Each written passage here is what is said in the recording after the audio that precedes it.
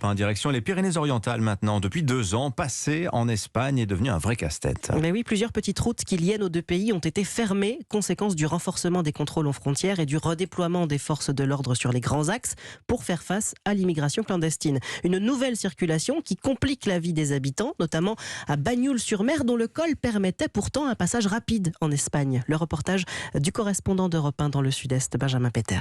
Liberté, peut-on lire à la peinture blanche de part et d'autre des rochers qui bloquent la frontière. Pour le maire de Banyuls, Jean-Michel Solé, que cette petite route qui traverse les Alberts reste fermée, c'est incompréhensible. C'est une privation de liberté pour les honnêtes gens qui vont en Catalogne Sud. Les motifs invoqués sont l'immigration, alors que l'immigration ne passe pas par là. Le blocage a des conséquences économiques. Pauline, elle est éleveuse de chèvres sur les pentes du col. Elle perd un temps considérable pour chercher du foin en Espagne. Avant, je mettais demi-heure et là, je me retrouve à mettre 2 heures, quoi. On a l'impression qu'en fait, ils veulent plus nous embêter à nous. C'est pas 4 blocs qui vont empêcher 4 migrants de passer, quoi. L'association Albert sans frontières s'est créée cet été et compte déjà 1200 membres. Pour son président Pierre Bec, maintenir ce passage fermé, c'est une violation du traité de Schengen. Schengen prévoit un certain nombre de dérogations, en aucun cas la fermeture. C'est qu'on est dans une période de tension migratoire. L'État ne veut pas donner de signes apparents de laxisme. Alors la préfecture indique que les conditions ne sont toujours pas réunies pour une réouverture, ce qui a conduit l'association à déposer un recours devant le tribunal administratif de Montpellier. À Bagnoul-sur-Mer, Benjamin Peter, Europe 1.